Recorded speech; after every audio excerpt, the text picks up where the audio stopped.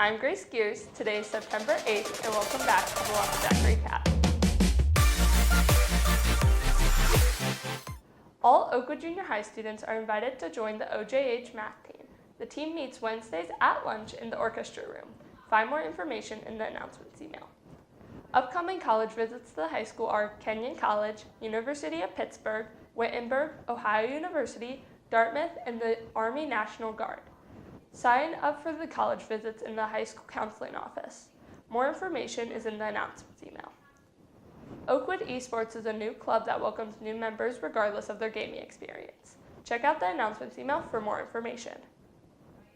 The city is currently seeking candidates for seasonal teen monitor roles at the Oakwood Community Center. Applicants must be at least 16 years old and available to work flexible hours. You can find the applications in the Community Center. The application deadline is Friday, September 12th.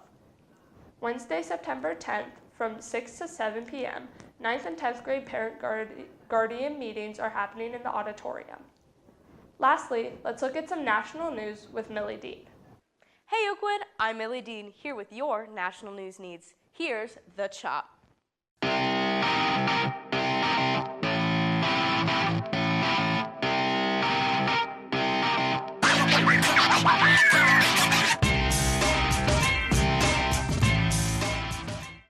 Kicking off this episode with our political news, let's take a look at the recent Russian-American summit. On August 15, 2025, President Trump and Vladimir Putin met in Anchorage, Alaska, to discuss the ongoing war with Ukraine. The summit concluded without a clear answer or indication of an end to the war. However, Putin stated that the meeting was another step closer to the war's resolution. Speaking of the president, Trump's tariffs on imports continue to soar.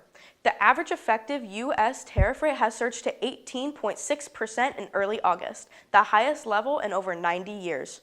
Not only is this affecting the mass of the population, but it's also hurting families and small businesses alike. Seth Upton took a closer look at the recent effects on small businesses. Here's the coverage. Recently, tariffs have become a hot topic in world news. In February, the Trump administration announced tariffs on several countries, with many changes to follow over the next few months. Although these tariffs are being implemented worldwide, their effects can be felt closer to home. Small businesses can be some of the most vulnerable to economic changes. My business is called Pink Moon Goods. It's located in the historic Huffman neighborhood. I basically offer home goods, gifts, stationery.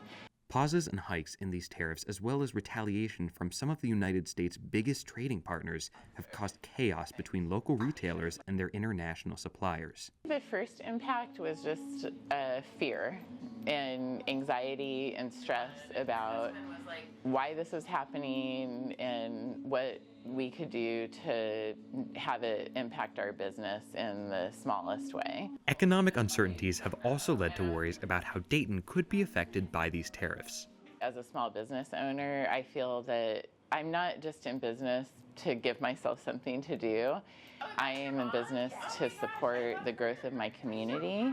I feel that Dayton is so precarious right now. The last thing it needs is this sort of artificial kind of increase in pricing and it's all working against the progress of the city. Basically, it's potentially setting the entire city back.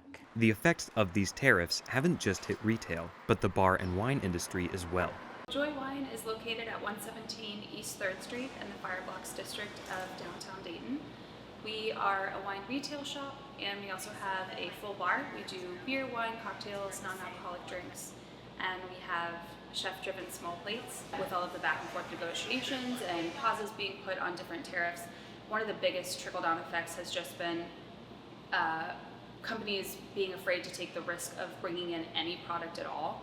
So there was a few distribution companies that I work with that had shipping containers at a dock in Europe ready to come over, and they were very afraid of maybe tariffs being on hold at one point in time when they purchased the container, and then maybe that changing when this shipping container is in the middle of the ocean, and that means that then when they land at dock, they're going to have this surcharge that they were not taking into account in their budgeting and their pricing. Price increases from tariffs could result in massive profit losses for small businesses who rely on steady income to stay afloat.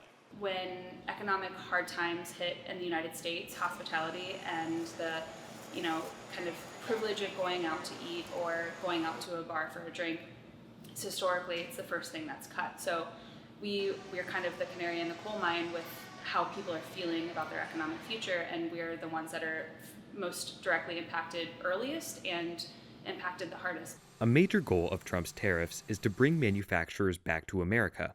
However, this approach could cause businesses like Joy Wine to lose inventory that their clientele has become accustomed to. Anybody that has any interest in wine or food or beverage in general knows that there's something called terroir, and it's a French term that has no direct English translation, and essentially it means that a food or a wine is a story of the place that it comes from. All of these things tell a story of a place. And if we are going to try and take our very globalized, interconnected economy and scale it back to just tell the story of the United States, we're essentially rolling back time. While some are choosing to absorb as much of the cost increase as possible, this isn't a luxury that every business can afford. My margins on a bottle of wine, if I buy it for $10, I charge $15. I make $5 off of that bottle of wine. If it goes up to $12, and am I gonna make, what, $3 on a bottle of wine? It's just like asinine. It's the silliest thing ever. For long term, you're never gonna really just absorb those costs. So it is extremely hard for a small business because we run on pretty tight margins as it is. So for a lot of us, myself included, it's not even an option. It's not even a consideration. I cannot just absorb these costs. I will go out of business.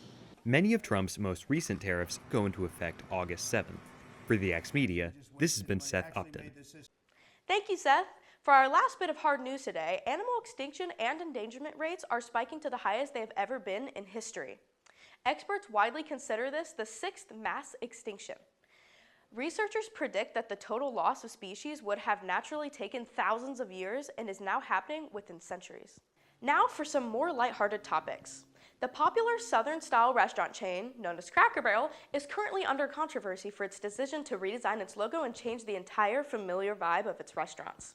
From changing the decor to changing its logo, influencers have literally been left in tears, while others just don't care. Looking across the map, campaigners have started a new movement to change the size of the continent of Africa on the world map. The current map is called the Mercator map, which tends to distort the size of Africa to make it appear smaller than it geographically is.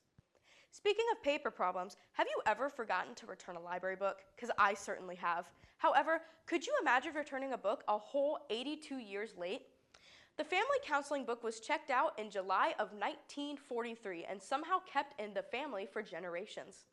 After inheriting boxes from his late father, the anonymous returner left the book at the library with a note reading, "Grandma can't pay for it anymore." The book is now on display at the library it was returned to.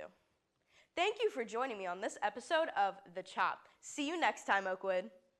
Don't forget to follow us on Instagram and TikTok at OHSX Media for your school news needs, and use the QR code here to check out our new videos.